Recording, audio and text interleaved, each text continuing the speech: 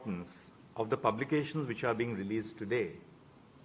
Of the 3 publications, one is a collection of essays which analyze the jurisprudence of the court since its foundation, while the remaining 2 are studies which assess the functioning of legal aid cells in universities and the state of our prisons. All 3 publications are moments of self-reflection, both for the Supreme Court as well as the larger legal system. For any institution, the pursuit of excellence necessitates the deliberate act of self-reflection. As part of this process, we must carefully assess our past and present and use what we extract to inform our actions in the future. These publications bring us deeply rooted in the past with the ability to confront the challenges of the present and look forward with optimism for the future. While these compendiums serve as valuable tools for judges, lawyers, and citizens to ruminate on the direction the law has taken in the past several decades, the reports provide valuable data and analysis which will enable various actors in the legal system, including courts, the legal services authorities of the national, state, and district levels, and legislative bodies to better understand the nature of the problems which prevail at the grassroots. It is only after understanding these problems accurately that appropriate, effective solutions can be crafted and implemented. Without a clear picture of the ground realities, laws and policies will have limited impact and may even entrench existing problems. The hallmark of all these publications which will be released today is the element of transparency. We have tried to hide nothing at all, and our disclosure is full and fair.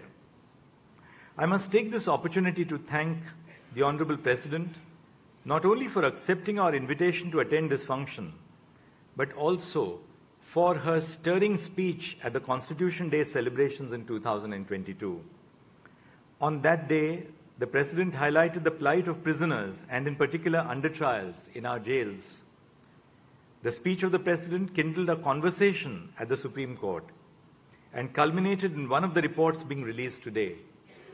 It is titled Prisons in India, Mapping Prison Manuals and Measures for Reformation and Decongestion. This report is a result of the President's vision, and it is but appropriate that it is being released by her. Thank you, Honorable President. I dare say that this is an example of what can be achieved when different branches of the state and the head of state guides us in a common constitutional goal. This report analyzes the prison manuals of all states and union territories and tests its provisions on the touchstone of the Constitution. It also examines the role of the district judiciary in adjudicating applications for bail, the use of alternative punishments for convicted persons, and their reformation, especially through open jails. The report deals with certain aspects of prisons that have seldom received institutional attention, such as menstrual equity and reproductive rights for female prisoners and de-addiction initiatives. One of the significant findings of the study was that the caste of prisoners often determined the work which they are allotted in jails, with inmates from oppressed castes being allotted tasks related to sanitation. As I recently held in my judgment in Sukanya Shanta versus Union of India, such provisions and practices are unconstitutional and are an affront to the dignity of prisoners. Holding that such discrimination cannot be brooked, my brother judges, Justice Jamshed Pardiwala and Justice Manoj Mishra and I, directed all states and union territories to amend their prison manuals such that caste-based discrimination is no longer practiced or permitted. Instrumentalities of the state will no doubt find the report useful while framing policies in relation to prisons. The second report which is being released today is titled Legal Aid Through Law Schools, a report on the working of legal aid cells in India. Legal aid clinics are meant to perform 2 equally crucial functions. They are aimed at supplementing the state's legal aid programs as well as developing the skills of law students. Above all, it is intended to develop their social ethos.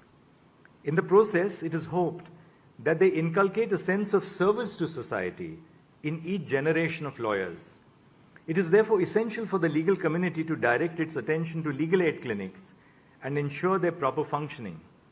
Our report is a much-needed step in this direction. While other published studies on this topic surveyed fewer than 15 clinics in law schools, a whopping 83 cells, legal aid cells, participated in the survey undertaken by the Center for Research and Planning for the purpose of this report. I wholeheartedly compliment the talented group of young lawyers and professionals who have done exemplary work in the Center for Legal Research and Planning. The findings of the study will doubly be valuable because of the large sample size. The report highlights over 17 areas for the improvement of legal aid clinics. For instance, it finds that more than half of the legal aid cells accessed have not engaged advocates to supervise and assist the students. It also found that legal literacy was the main focus of most clinics and that assistance in the form of legal advice or drafting of court documents was rarely, if ever, provided. Most of these insights can be addressed by law schools without external assistance. Even those legal aid cells which have not participated in the survey stand to benefit from the report. Last but not the least, we will be releasing the book Justice for the Nation, Reflections on 75 Years of the Supreme Court of India. Former judges, eminent jurists, academics, and lawyers have contributed to this volume of essays, which critically analyzes key themes and trends in the jurisprudence of the Supreme Court. The essays cover numerous topics, ranging from the late Mr. Fali Nariman's discussion of preambular values to Dr. Upendra Bakshi's exploration of the limits of judicial review.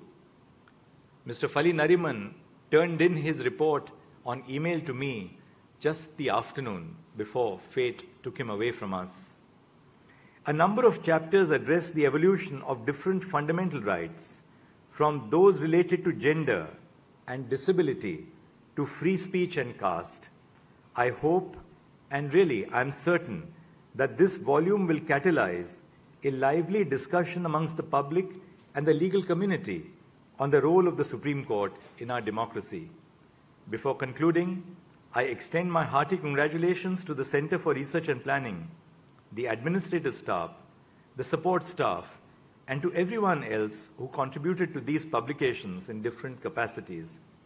Your tireless work has resulted in the quality publications which we will now release this evening. I also thank the Honorable President of India once again. Namaste.